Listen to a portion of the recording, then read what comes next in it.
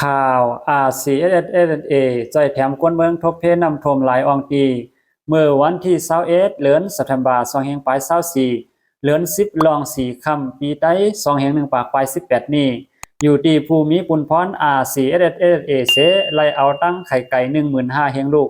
ซอยแถมปันตีปอเมกวนเมืองเจอไล่ทบเพนำท่วมตีในทุ่งวานหัดนากงเสเวงลางคืนนั่นกว่าว่าไหน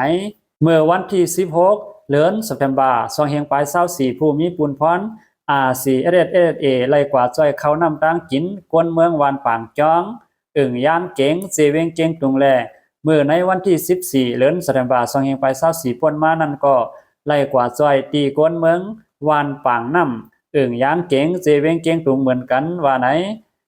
เมื่อวันที่15เดือนธันวาคม2524มานั่นก็10ก็หาร RCSSA ไล่อ่อนกันจ้อยแถมกวนเมืองเฮ็ดลองมดใสเพียวล่าง8กลมซ้ายเยอยุกยักจอมจ้องหมุนเจ้าโฮงหยาโฮงเฮนเส้นตางหลังเฮินกวนเมืองตีในทุ่งวานหาดเสยังตึก10ใจแถมกว่าแทงอยู่ผมป้าในนากงแลห่างลอยเสในยาวอยู่ตีกวนเมืองใต้เฮาไล่ทบเพนำทมแลนางหือปอเมพี่น้องในเมืองนอกเมืองโปเตสร้างเข้าโฮมใจแถมจอมไรนั่นอยู่ตีของสีเอาขึ้นสิ่งใดดับซึกสิ่งใดRCSSAไล่ขวดพอดก่อกำการจอยแถมก้นทบเพนำท่วมมาอยู่ว่าหนังไหนหรือเสนนำกาเส้นตั้งในเกเมืองปั่นแลตาช้างลิ้นกวนหาวแห้งสร้างกว่ามาไลอยู่ที่ห้องการลงภายป้ายมากมีRCSSAก็ไล่ซอยเมกว่าเสียมเมื่อวันที่16เดือนธันวาคม2524นั่นมาแล10เมกว่าแทงต่อเส้นตั้งโปเตกว่ามาไลขึ้นว่าหนังไหน